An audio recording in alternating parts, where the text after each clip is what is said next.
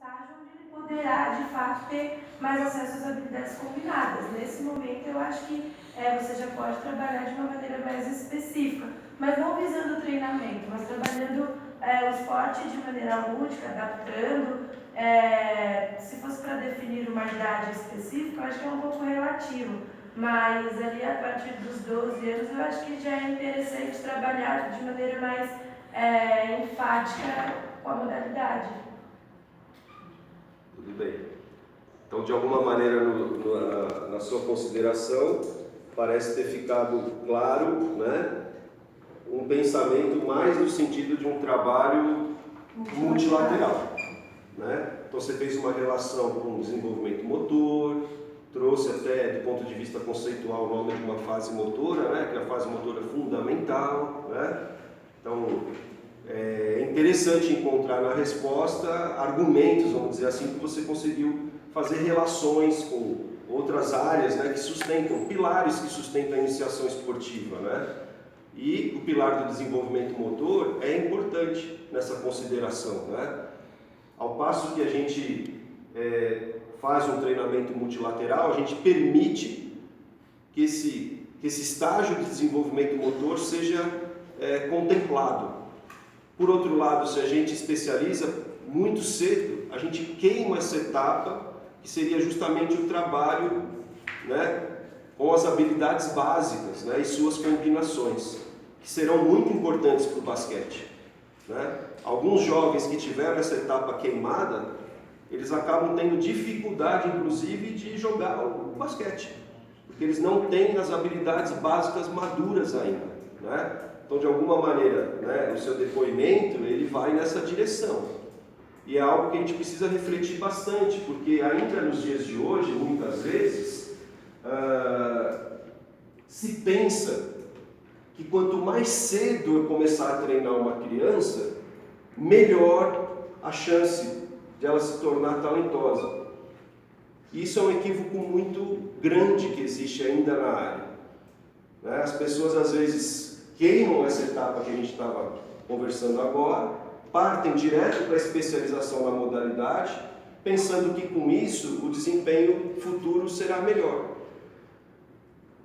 E esse tipo de equívoco, ele é bastante popular, né? As famílias também pensam assim. Elas olham para o nosso trabalho e falam, poxa, mas essa brincadeirinha que vocês estão dando aqui no basquete, poxa, isso vai levar aonde? Não, eu quero que meu filho já comece a ter um treino sério, né? Que ela pensa que é o que vai dar mais resultado.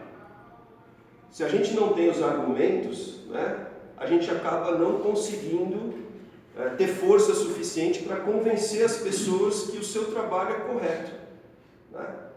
Então, aqui existe ainda uma problemática bastante séria nesse sentido, né, que seria a tal da especialização precoce.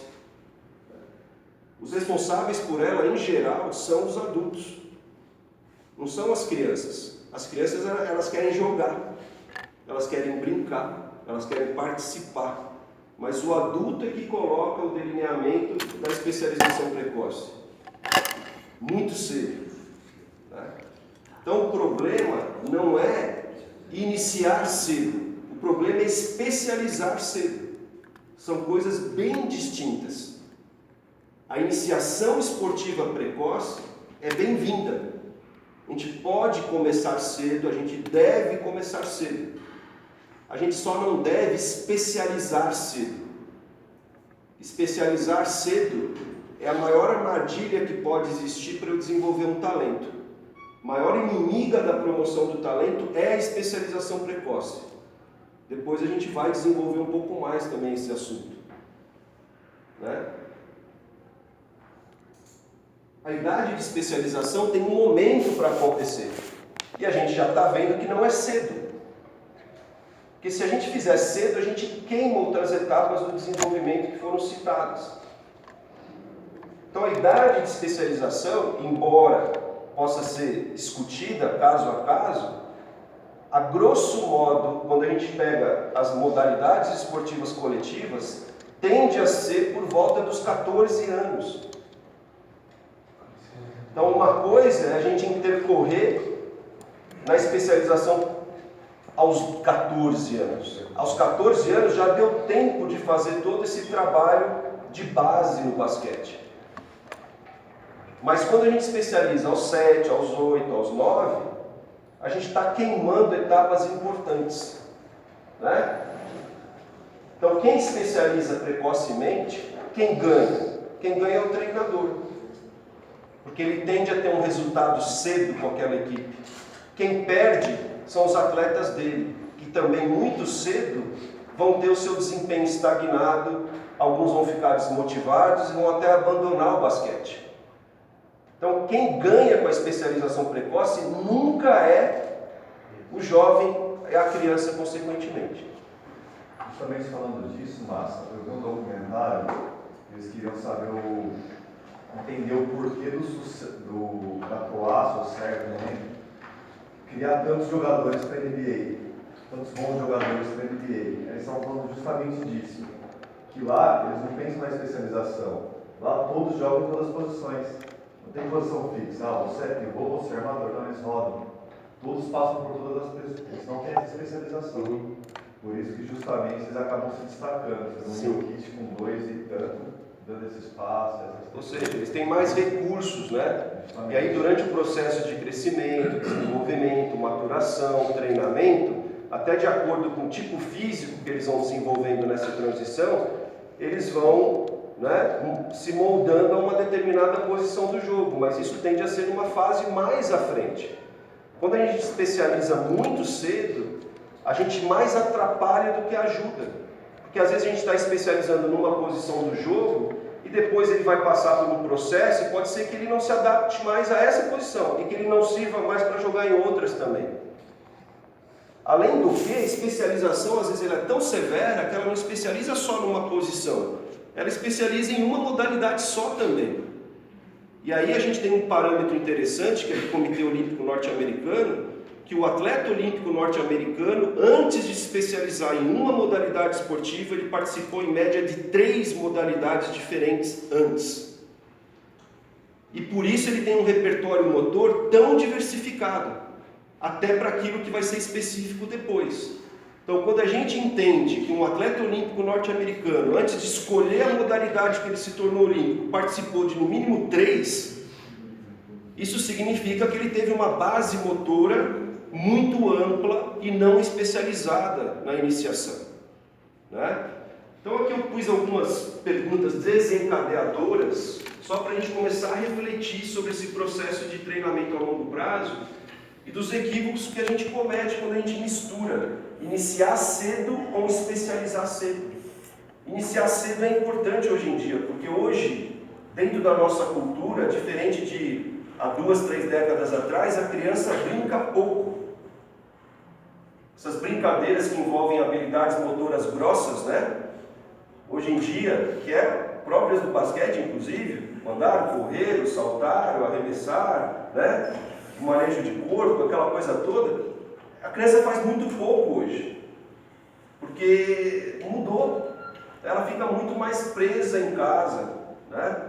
Do que necessariamente brincando e, às vezes, acidentalmente se desenvolvendo nessas habilidades. Então, hoje, se ela não começar cedo sob a supervisão e orientação de algum profissional da nossa área, ela tende a não desenvolver essas habilidades básicas. Então, por exemplo, a gente sempre dá o exemplo de alguns clubes, né? E isso é muito comum, tem projetos de iniciação esportiva. Alguns clubes têm projetos que iniciam aos 3 anos de idade. Ele vai falar, pô, mas isso não é especialização precoce? Não, isso é uma iniciação precoce. Então, existem diferenças importantes entre iniciar cedo e especializar cedo. A especialização sempre vai no sentido de resultado rápido, ser campeão em todas as categorias de base a qualquer preço, né? Treinar só basquetebol, muitas horas por dia, né? Muitas competições já com um paradigma de ter que ser campeão, de qualquer maneira. Aí a gente vai para a especialização precoce, né? Vamos avançar. Tomás. Oi. Ainda entraria, eu penso assim, escolinha de esportes, de repente você dá a opção da criança fazer, criança pequena, que nem no Pinheiros, o CAD tempo do Dante, eu não sei se dá o tempo da criança fazer várias modalidades e depois especificar uma idade maior para... Isso, exatamente. O exemplo do CAD, que é o Centro de Aprendizado Esportivo lá do Pinheiros, né? Tem essa linha. Quando você coloca a criança na iniciação esportiva, você não está colocando ela no basquete, você está colocando ela no CAD. E lá ela vai ter experiências motoras diversificadas, que vão incluir gestos do basquete, mas também do handebol, do futebol, das lutas, enfim, da ginástica e assim sucessivamente. Mais à frente, o CAD termina aos 11 anos, aí ela vai escolher modalidades que ela gostou mais de praticar, que ela descobre. Toda criança, queira ou não queira, pela nossa cultura, a maioria entra querendo ser jogador de futebol. Mas é curioso que quando se passa pelo CAD, as experiências fazem com que elas comecem a ter novas escolhas, para além do futebol. Ela descobre, poxa, eu gostei de esgrima e gostei de basquete. Ah, legal, você fez 11 anos, você pode fazer basquete 2 vezes por semana, esgrima 2 vezes por semana, no outro semestre você pode fazer outro e assim vai. Agora, independente de ser um pacotão, né, como é o CAD, ou de ser escolas de esporte específicas, com os rótulos basquetebol, handebol, futsal, independente disso, ainda assim é possível fazer um trabalho de iniciação sem especializar, permitindo que ela tenha vivência em um conjunto grande de habilidades e combinações. É o que a gente chama de utilizar a modalidade como um meio para desenvolver o repertório motor da criança e as aptidões da criança, e não como um fim. Quando a gente usa a modalidade como um fim nela própria, a gente corre o risco de especializar cedo. Quando a gente utiliza o basquetebol como um meio de desenvolver a criança, a gente está, sem dúvida, seguindo o melhor caminho, que vai favorecer a formação do cidadão, que é a maioria, e também a do atleta. Muita gente acha que esse trabalho inicial só favorece o cidadão, que por sinal é a maioria, né? E que desfavorece o atleta, porque é um trabalho aparentemente despretensioso, as pessoas acham. Ah, uma brincadeirinha, não. As pessoas ainda não reconhecem que esse trabalho é o correto e que ele também será o responsável pelas novas gerações de atletas talentosos. Quanto mais cedo a gente pressionar a criança, mais cedo ela vai espanar dentro do processo, seja do ponto de vista físico ou emocional. Né? Márcio, Oi? só completando a tua colocação, um exemplo, para servir como exemplo, né? A Hebraica, clube aqui de São Paulo, que eu tive a oportunidade de trabalhar lá numa consultoria durante 2 anos, implantou um modelo baseado naquilo que a gente chamava de famílias. Então tinha a família das bolas, a família dos esportes aquáticos, a família das raquetes. Então a criança se matriculava na escolinha dentro das famílias e ela podia escolher 2, se não me falha a memória. Então quando ela optava pela família bolas, ela tinha na aula, vou dar um exemplo, passe. Então o que é o passe no futebol, o que é o passe no basquete, o que é o passe no vôlei, o que é o passe no handebol. Entendeu? Então você utilizava um tema, um fundamento, fazendo com que ela desenvolvesse sua habilidade motora de diversas formas dentro daquele fundamento. Então é uma maneira também de você diversificar.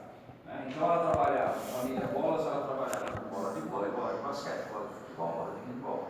Na raquete ela trabalhava com tênis, squash, badminton, acho que era isso aí. Enfim, na aquática ela trabalhava com polo aquático, natação, saltos, família das ginásticas, GRD, ginástica artística, trampolim. Então você acaba dando oferecendo para a criança a possibilidade de adquirir um repertório motor muito amplo. E isso acontecia a partir dos 2 anos, lógico que era uma coisa bem restrita, 2 anos era mais assim a parte aquática, né? O bebê na água e tal, mas à medida que progredia, aí quando chegava aos 10 anos, 10, 11 anos, aí ela era encaminhada ou optava por uma escolinha. Aí ela ia para o basquete, para o vôlei, para o futsal, para o judô e assim. Aí tinha família lutas também. Então perspectiva, mas com o mesmo conceito. Você desenvolver habilidades motoras gerais para ela poder optar lá na frente. Isso é uma complementação que eu acho que vale a pena.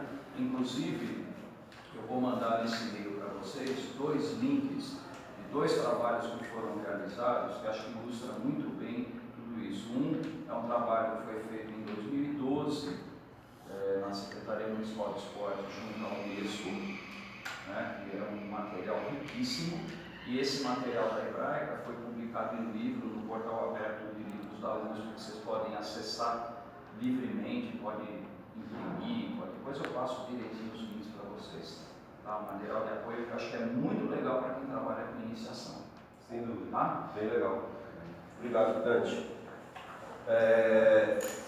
Então, quando a gente pensa aí na iniciação esportiva e no treinamento a longo prazo, com todas essas considerações iniciais que nós fizemos, a gente encontra na especialização precoce problemas, né, de desenvolvimento unilateral, perturbação do desenvolvimento físico, equilíbrio biológico, pode resultar em overuse, overtraining, né? Então, às vezes, são problemas silenciosos que vão se acumulando na trajetória da criança e que, de repente, ela abandona. E você nem sabe por quê. Não cai a ficha para você. Você fala, eu estou sendo campeão. Mas o termômetro principal, que são as crianças, às vezes a gente desconsidera, elas estão ficando pelo caminho. O melhor professor, o melhor treinador é aquele que consegue exercer um trabalho onde ele promove muitos jovens. Claro que existe uma pirâmide, onde a minoria vai chegar a altíssimo nível. A maioria vai seguir com a modalidade, com a paixão pelo hobby, né? Vai transferir isso para os seus filhos, etc. Vai ser muito legal. Mas é a minoria que vai chegar a esse altíssimo nível. Então, tem muito treinador que se preocupa em ganhar todas as categorias, independente de quantos ele consegue promover, né? E aí, além desses problemas, essa especificidade do treinamento infanto-juvenil pode ter um impacto negativo sobre a saúde da criança, né, no sentido mental. Algumas podem ter queda de autoestima, né, podem ter aversão ao treino. Poxa, ela entrou na escola de basquete porque ela estava super motivada. De repente ela recebe uma pressão tão grande que ela não quer mais ir. Está tendo um desconforto ali, né? Isso acontece, é muito comum. Então a gente tem que ter esses termômetros, né? Infelizmente, em algumas modalidades esportivas, né? Talvez mais no futebol e menos no basquete, ainda tem uma cultura que o atleta é aquele que sobrevive, né, a um processo de treinamento a longo prazo. Então você tem que pôr pressão, você tem que maltratar, né? Se chorar ou se amarelar é porque não é para ser atleta. Isso, infelizmente, né, ainda acontece. Isso é muito ruim, né? A gente não quer sobreviventes a um processo. Pressão social. No futebol tem muito disso. No futebol tem muito, né? Porque a questão financeira pesa ali, né, para toda a família. Todo mundo vê aquele jovem como a grande escada, né, de ascensão financeira da família, né? Temos aí, por favor. Não é bem dentro do basquete, mas é um exemplo do que você está falando. Foi um garoto na área de ginástica. A gente dava aula e tal, e ele vinha com a irmã dele para olhar as aulas. Só que naquele momento, para ele, era uma brincadeira. Ele tinha 7 anos, mais ou menos. Então ele fazia todos os movimentos da gente, lógico que não direcionado para o movimento em si, mas ele brincava da cambalhota, da estrelinha, tudo mais. E a gente viu, né, quem trabalhava mais diretamente com a ginástica, falou, pô, esse menino é um talento. Né? Aí vamos lá com a mãe dele e tal, pô, você não quer, o menino já gosta disso aqui. Aí é o que você falou, visão da gente, de um erro e tal. Pô, leva ele para outro lugar, né? Ele não conseguiu um espaço no Centro Olímpico, ele foi lá para Guarulhos e começou a treinar. Só que pegou alguém lá, não sei o nome também, não interessa, e vamos treinar. Não, você é bom, não, você não é bom. Você tem que fazer aquilo, agora você vai ficar bom. Mas o moleque sempre fez no sentido da brincadeira, do lúdico. Quando colocou ele, no fim das contas, né, para resumir assim, não durou 3 anos. Ele se encheu, porque o técnico queria resultados dele, e aí a parte, como foi falado, de pular etapas, a infância dele foi embora, né, no sentido grosso da palavra, foi embora. Quando chegou 10 anos ele não queria mais. E não foi mais, saiu fora e era um talento nato mesmo. Só que tinha que ter sido respeitado essas fases todas, para que ele tomasse gosto pela coisa. Só que quando pegou alguém que resultados, porque o moleque era muito bom mesmo, acabaram com, não sei se lá na frente seria um atleta de ponta e tal, mas o pular fases, né, acabou com a progressão desse moleque. Exato. Então obrigado, esse depoimento é incrível, mas nós aqui escutamos todos os anos, há mais de 20 anos, né? É comum essa história, mudam os nomes, mas é o mesmo caso, é o mesmo desastre, é muito mais comum do que a gente imagina, né? Você também queria... Você falou há 20 anos, eu ia fazer essa comparação mesmo. Eu tenho esse exemplo dentro da minha casa. Eu tenho um filho de 21 anos, que começou a jogar basquete com 10, nos pega, se federou muito cedo, joga muito, Quando tinha 15, um dia ele levantou e falou, não quero mais. Como assim você não quer mais? Não quero mais. Não, mas não é assim, você vai tentar convencer. Não, você é o melhor, se você não... Ele não quis mais jogar basquete, ele perdeu o tesão. E aí entrou uma coisa que você falou, ele não tinha mais autoestima. Ele não acreditava mais que ele fosse possível jogar em nenhum lugar. Aí eu insisti, uma vez ele foi na Hebraica fazer um teste. Aí o professor falou, então, isso é muito baixo, não dá. E aí ele falou, então não é minha vez mesmo. Por contrapartida disso, eu tenho uma filha de 12, que já está também treinando em alto rendimento.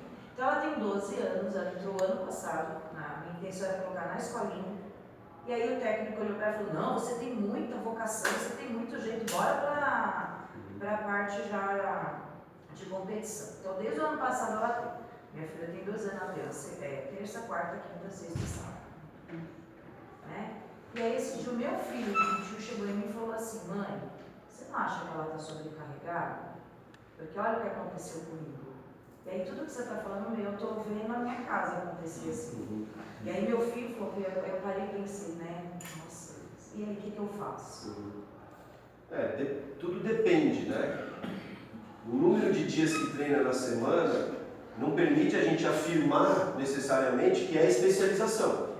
Pode ser até que seja um trabalho muito legal, diversificado, que o treinador consiga colocar essa dimensão, né? Agora, se for do jeito que você descreveu, né? Se for como você descreveu, pode ser que esteja tomando esse caminho. E aí vai acontecer isso, alguns vão suportar, outros não, e ainda vai ter alguém que vai dizer, se não suportou é porque não é para ser, porque se quer ser atleta tem que ser assim. Né?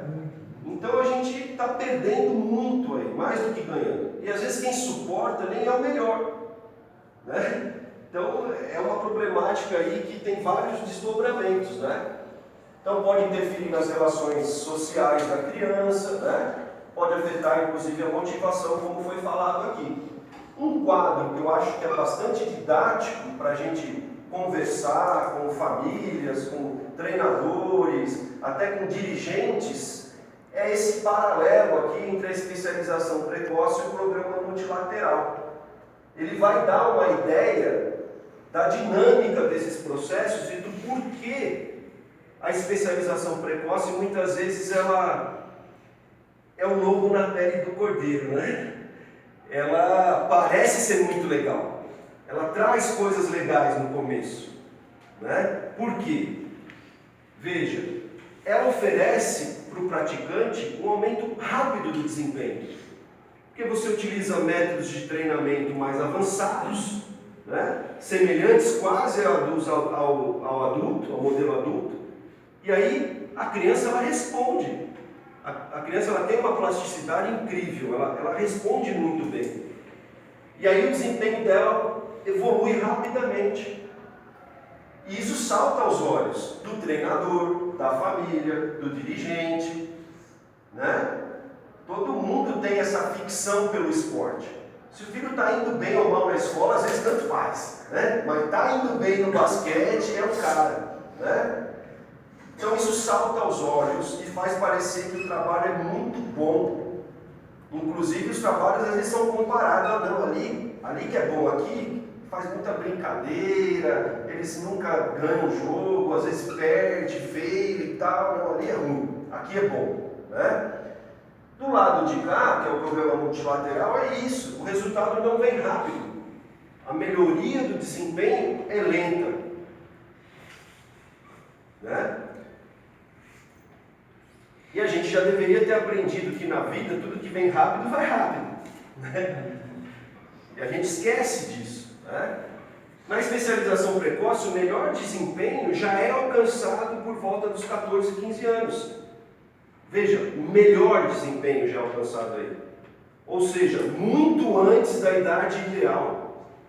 Aqui ele vai ganhar campeonato com o treinador dele, mas ele não vai chegar, porque ele já atingiu o seu ápice do desempenho, né? Do lado do programa multilateral, o melhor desempenho tende a ser atingido, né, com 18 anos ou mais, que é o momento exato da transição dele das categorias menores para o principal, para o adulto. Então a gente está trocando, né, resultados imediatos e perdendo na promoção do talento, né? O que acontece a partir do momento que se tem um resultado já alto, né, de desempenho precoce ali com 14, 15 anos? O passo seguinte é a inconsistência do desempenho. Então a trajetória desses jovens começa a oscilar por vários motivos, sejam eles de questões emocionais, como a gente já falou, questão física, né? Já para o lado de cá, ao contrário, a evolução do desempenho é lenta, aí a gente atinge o ápice e a gente tende a manter esse desempenho de forma consistente, né? Então é aquele atleta que vinha até meio que discretamente nas categorias de base e que de repente o desempenho dele vai tomando corpo e ele não só assume ali a posição, como demonstra uma consistência no desempenho, né? Enquanto que do lado esquerdo, muitos atletas já desistem por volta dos 18 anos, por aqueles motivos que a gente já mencionou. No programa multilateral, a tendência é de uma vida esportiva longa, mesmo porque na especialização precoce, a tendência de lesões acontecerem também. Lesões que às vezes vão limitar o potencial, né, a longevidade desse atleta. Enquanto que do lado do trabalho multilateral, tem poucas lesões, né? Então, quando a gente consegue conversar com as famílias, com os dirigentes, né, associando talvez até casos de sucesso e fracasso, que vocês conheçam, que vocês possam relacionar com esses quadros, a partir desse momento cabe a você escolher o que você quer para a sua escolinha de basquete, para o seu clube de iniciação esportiva. Você escolhe. Ninguém mais está ingênuo a partir da apresentação desses dois quadros, né? É que nem o princípio atômico, você pode usar para o bem, pode usar para fazer uma bomba, né? O conhecimento sobre o processo de treinamento você pode usar, entre aspas aqui, para o mal, para você ter resultado enquanto treinador, né? É uma questão ética. Você quer usar para você ter resultado como treinador, vem para cá. Agora, você quer ter um outro tipo de valorização, no sentido do que é ser treinador e do que é promover pessoas, e naturalmente nesse processo você formar o cidadão e o atleta, é uma escolha que você vai fazer, né? Tem gente que até ingenuamente segue esse caminho, porque não tem conhecimento, porque não se atualizou, né? As famílias, às vezes, elas acham que esse caminho é o melhor. A gente precisa explicar isso para as famílias. Porque senão a gente sempre vai ser olhado como o trabalho que não ganha nada na base, né? O bobão, né? Como a gente fala, o café com leite, né? Está só enrolando. Não, eu só queria ilustrar um momento que aconteceu bem, acho que é bem pertinente. A escola onde eu faço estágio, eles estão participando do Junior MBA. E a proposta é justamente nesse programa multilateral. Os treinamentos são baseados justamente em jogos reduzidos, né? Trabalhar mais a questão de tornar o atleta pensante, trazer sempre uma maneira mais lúdica e divertida durante os treinamentos. Enfim, eles foram jogar contra uma escola e as meninas começaram ali no mesmo patamar, estavam acompanhando o placar.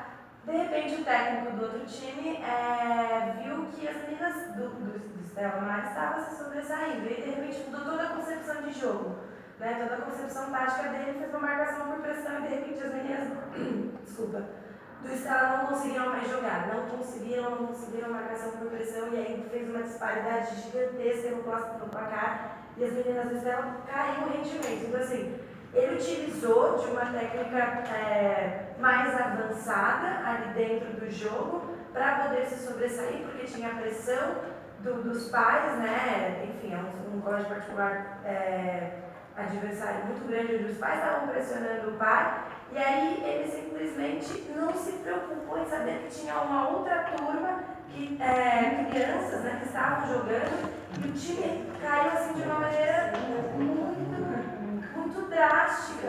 E aí, quando elas voltaram para o banco, a professora falou: o que está acontecendo e tal? Elas não estavam conseguindo acompanhar a organização tática do outro time, né? E aí, enfim, houve uma disparidade, foi muito difícil depois conversar com as meninas, porque elas entenderam que elas estavam muito atrás, mas não era essa a proposta, não era a competição ali para o alto rendimento, e ele utilizou uma proposta muito feia, assim, conosco. Então, deixa eu comentar o nome. Thaís. Acho que essa situação, ela é muito comum no nosso meio. A diferença entre discurso e prática, os técnicos, ela é muito grande. O técnico, desculpe, via de regra, o técnico que trabalha com base, ele é hipócrita. Ele concorda com tudo isso do lado de cá. Só que, quando ele entra na quadra, ele faz tudo de lado de lá. Porque ele quer ganhar no recurso. Isso eu falo de cadeira. Porque eu também fiz isso quando eu era técnico. Eu também fazia isso. Eu não era nenhum santinho. Tá? Eu nunca fui santinho. Só que com o tempo a gente acaba aprendendo e tentando passar essas ideias. Então eu acho que tem essa questão. Tem duas questões aí que são problemáticas. Primeiro, o próprio técnico, né, que concorda com uma coisa, é lindo. Você participar de reunião de técnica é a coisa mais linda do mundo. Nossa, os caras são fantásticos, são maravilhosos. Nossa, olha cada ideia. Vai para a quadra para ver o que acontece. Completamente diferente. E aí tem a questão dos pais também, né?